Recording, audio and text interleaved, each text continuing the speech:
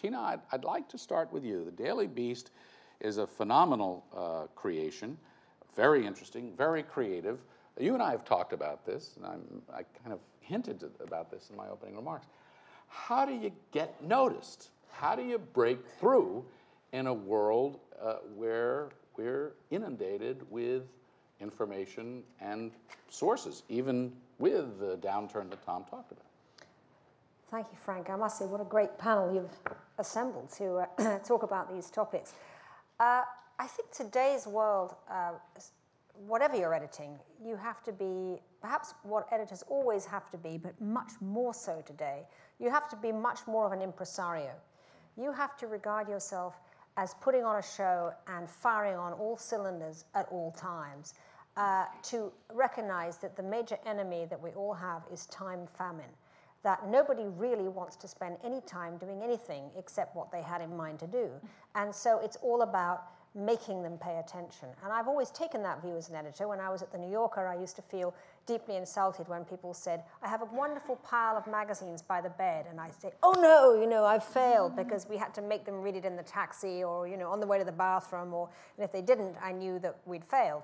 So it's the same thing very much today, but on steroids, because there's so much competition. We launched the Daily Beast a year and a bit ago and created the site very, very quickly, but we actually were pretty counterintuitive about it. We decided to have absolutely no hype ahead of time, because in some ways I think today hype is even more suspicion building than it ever was. It really is almost a kind of anti-hype culture while actually requiring a lot of exposure. So that's a tricky thing to navigate. We kept very low and very quiet at the beginning, and then we kind of crashed over the top with a site that was created in 8 weeks to come out before the election fever was over. So we got the last months of the election build-up.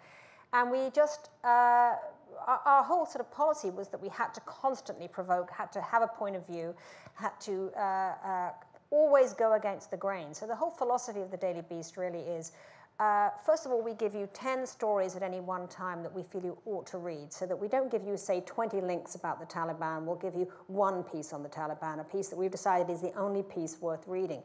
The rest of it, 70% of it, is now original content. And that original content is generated really about running against the news all the time. It's like taking the counterpoint of view, finding writers who don't just want to say something, but want to say something different from what other people have out there. And we don't just post anything. We actually, you know, reject. We're old-fashioned that way.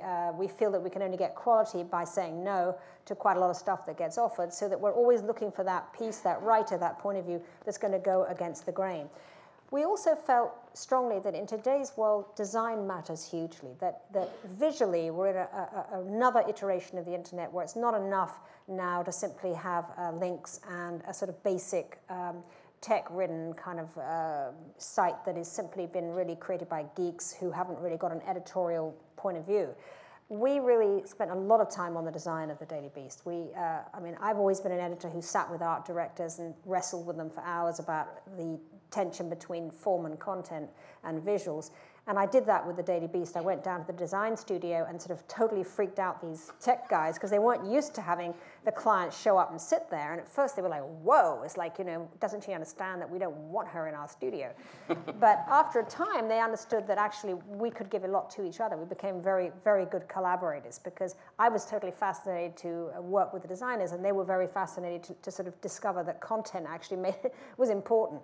And I think it's very important to have a site that looks good and is arresting. And we worked very hard on that.